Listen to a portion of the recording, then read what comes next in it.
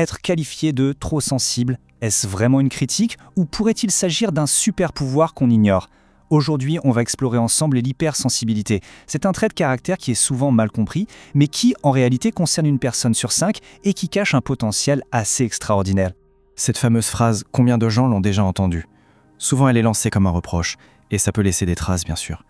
Mais au fond, qu'est-ce qui se cache vraiment derrière cette sensibilité que certains jugent excessive ?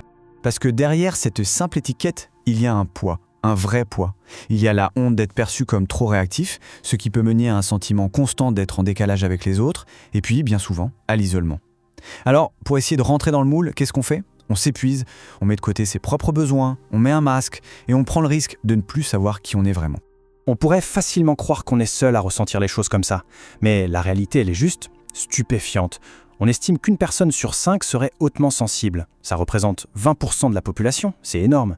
C'est plus que le nombre de gauchers sur la planète. Du coup, ce sentiment d'être seul, il est en fait partagé par plus d'1,5 milliard de personnes. Alors, la question se pose, si c'est si commun, pourquoi est-ce que c'est encore vu comme un défaut ? Et voilà le point absolument crucial. Il ne s'agit pas du tout d'un défaut qu'il faudrait corriger, ni d'un trouble quelconque. L'hypersensibilité, c'est un trait de tempérament. C'est inné, c'est ancré en nous. Il est donc grand temps de changer notre regard et de comprendre ce que ça implique vraiment.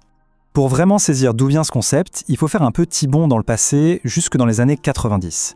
C'est à ce moment-là qu'une psychologue et chercheuse, le docteur Helen Herron, a été la toute première à poser un nom et un cadre scientifique sur cette expérience que vivaient tant de personnes. Le docteur Herron a donné à ce trait un nom scientifique, la sensibilité du traitement sensoriel.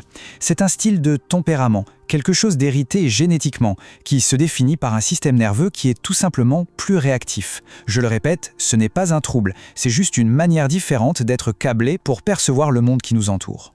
Alors, pour que ce concept soit plus facile à comprendre pour tout le monde, le docteur Herron a mis au point un acronyme très simple. DOES. Ça résume en fait les 4 piliers, les 4 caractéristiques principales de l'hypersensibilité. Voyons ensemble ce qu'ils veulent dire concrètement.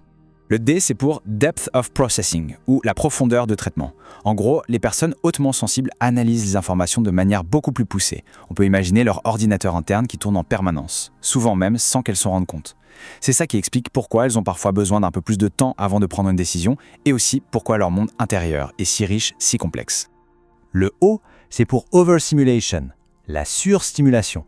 Ça, c'est souvent l'aspect qu'on remarque le plus de l'extérieur. Leur système nerveux peut être très vite saturé.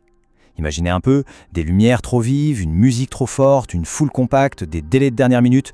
Pour une personne hypersensible, tout ça peut vite devenir trop. Ça provoque une vraie sensation de submersion, un peu comme si le cerveau n'arrivait plus à rien traiter. Vient ensuite le E, pour la réactivité émotionnelle et l'empathie. Les émotions, qu'elles soient joyeuses ou tristes, sont vécues avec une intensité bien plus grande.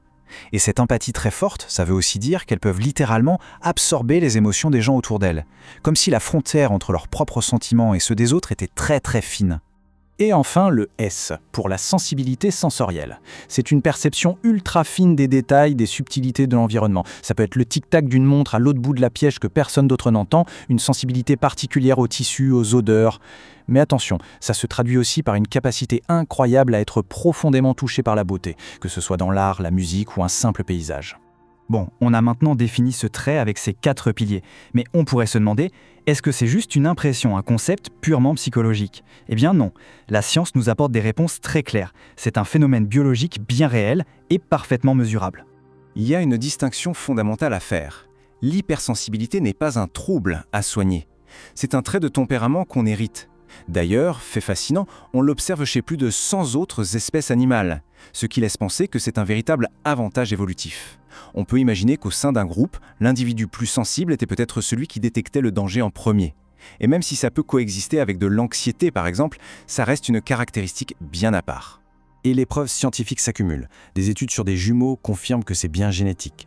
L'imagerie cérébrale, elle, nous montre que chez les personnes hypersensibles, certaines zones du cerveau, comme le cortex insulaire, qui est une sorte de carrefour pour les émotions et les sensations, sont beaucoup plus actives.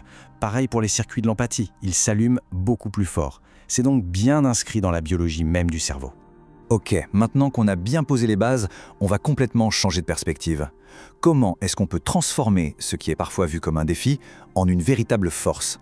Comment faire de cette sensibilité un atout ? Concrètement, comment on fait ?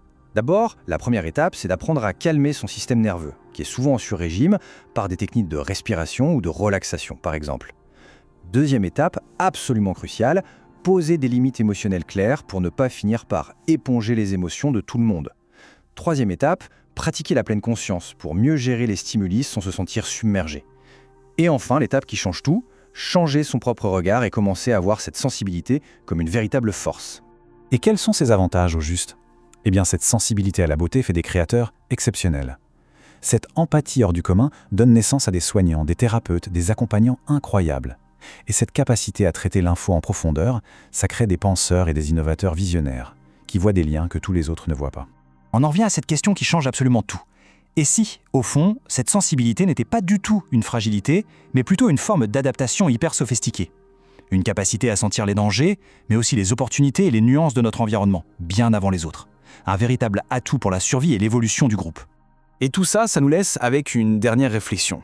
Dans un monde qui va toujours plus vite, un monde qui parfois semble perdre sa capacité à ressentir, que nous disent ces véritables sentinelles de l'émotion ?